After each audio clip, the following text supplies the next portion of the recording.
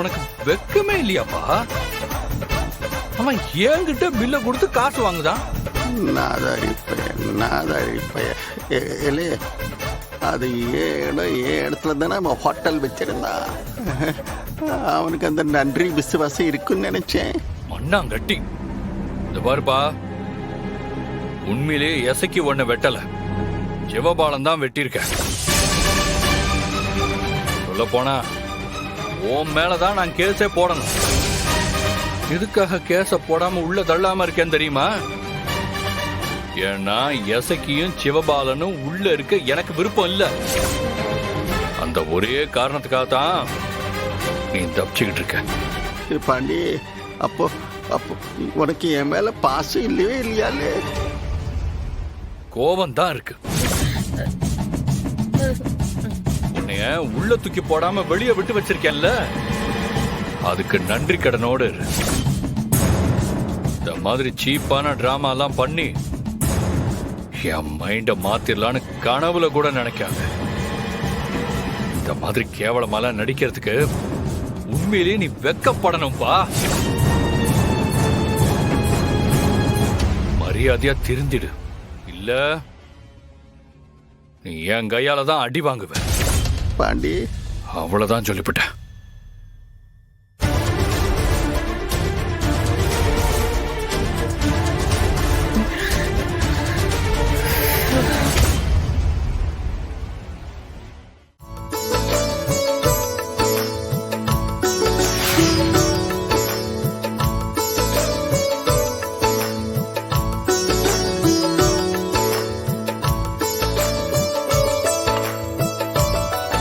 Sir, எங்களுக்கு புரியுது. வாழ வந்த பொண்ணு திமிர் பிடிச்சவ. உங்க பையன் கூட வாழ விருப்பம் இல்லாம போயிட்டா. அதுக்கு நீங்க என்ன சார் செய்ய முடியும்? எங்க பொண்ணு படிக்கலமா, 10ஆம் வகுப்பு வரைக்கும் தான் படிக்க வச்சிருக்கோம். அதே நேரம் நகை பணத்துக்கும் எந்த குறையும் இல்ல. 100 பவுன் நகை போட்டு ஒரு காரும் வாங்கி தந்துடுறோம்.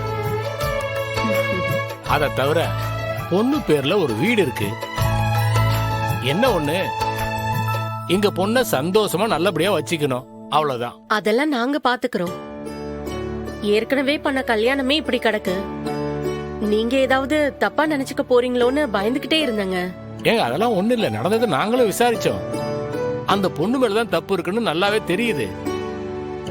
மாப்பிள்ள படிச்சவரு, 10ஆ குறைக்கு வாத்தியார் வேலையில வேற இருக்காரு.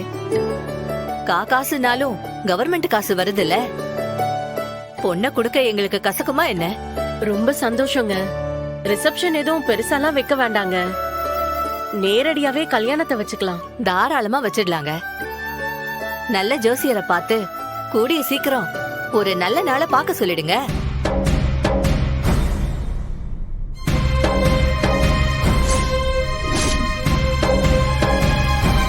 இவர்தான் மாப்பிள்ள. என்ன நடக்குதுங்க? மா, இங்க என்ன நடக்குதுன்னு கேட்டேன். நீ தானே ஏற்பாடு பண்ண, நீயே சொல்லு. டேய், இப்ப என்ன? அவளை பத்தின ஞாபகத்துல நீ சாப்பிடாம கொல்லாம வீணா போறத பாத்துக்கிட்டு யாராலதான் சும்மா இருக்க முடியும்? அதுக்குதான் உனக்கு வேற ஒரு பொண்ண பாத்திருக்கோம். இவங்கதான் பொண்ண பெத்தவங்க. கூடிய சீக்கிரம் உனக்கு ஒரு கல்யாணத்தை பண்ணி வைக்க போறோம். நான் கேட்டேனா? எனக்கு வேற ஒரு பொண்ண கல்யாணம் பண்ணி வைங்க நான் கேட்டேனா? இப்ப என்னத்துக்கு இந்த அளவுல பண்ணி வச்சிருக்கீங்க?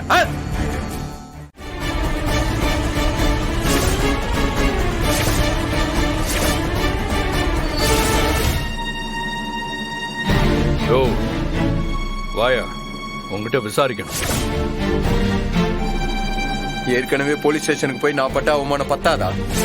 இப்ப போலீஸையே வீட்டுக்கு கூப்பிட்டு என்ன அசிங்கப்படுத்துறீங்களா?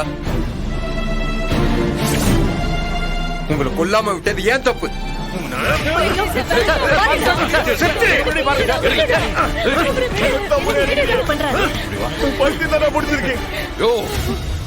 உனக்கு அவ்வளவுதான் மரியாதை?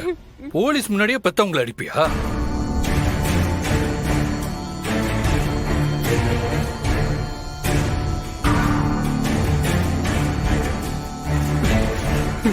என்ன சார், ரத்னா யாரு? நான் லவ் பண்ணி கல்யாணம் பண்ண பொண்ணு. இவங்க 2 பேர் இருக்காங்களே, அவ கூட என்ன நிம்மதியா வாழ விட்டாங்களா? கண்டதையும் பேசி என் மண்டைய கழுவி என்னென்னமோ செய்ய வச்சு இப்ப என்னை அவளையும் பிரிச்சுட்டாங்க. இவங்களை போய் சும்மா விட சொல்றீங்களா? ரத்னா மேல உனக்கு அம்புட்டு பாசம் இருந்திருந்தா என்னத்துக்கா நீ இவங்க பேச்ச கேட்ட? பெத்தவங்களாச்சேன்னு இவங்க பேச்செல்லாம் முட்டாள் மாதிரி கேட்டேன் சார். இப்ப நான் தான் அவதிப்படுறேன். என்ன வாழ விடாம செஞ்சது இந்த 2 துரோகிங்க தான். அவளை வேலையை விட சொல்லு, ராஜினாமா பண்ண சொல்லு அப்படின்னு என்ன தூண்டி விட்டது இதோ நிக்கிறாங்களே இவங்க 2 பேர் தான். அவங்க சொன்னா உனக்கு எங்கேயா போச்சு அறிவு? போச்சு சார். பெத்த பாசம் என் கண்ணை மறைச்சிருச்சு சார். இவங்க பேச்சை கேட்டுதான் அவளை வேலைக்கு போக விடாம நான் கொடுமைப்படுத்தினேன். பத்தா குறைக்கி இவங்க அவகிட்ட கையெழுத்து வாங்கி நீ அந்த பள்ளிக்கூடத்துக்கு பிரின்சிபல் ஆயிரும் தூண்டி விட்டாங்க. அவங்க சொல்றதெல்லாம் அடிமுட்டாள் மாதிரி செஞ்சேன். கடைசியில என்னாச்சு? உன் வேலையும் போச்சு, ரத்னாவும் போயிட்டா. நீ படிச்சிருக்க, அதுலயும் வாத்தியாரு. முன்னாடியே அதெல்லாம் யோசிக்க தெரியாத உனக்கு? எங்க சார் யோசிக்க விட்டாங்க? லவ் பண்ணி கல்யாணம் பண்ண இவங்க 2 பேர் பேச்சை கேட்டு இப்ப ரத்னாவை இழந்து நிக்கிறேன். ரத்னா போயிட்டா, வாழ்க்கை போச்சு, என் வேலை போச்சு, எல்லாமே போச்சு.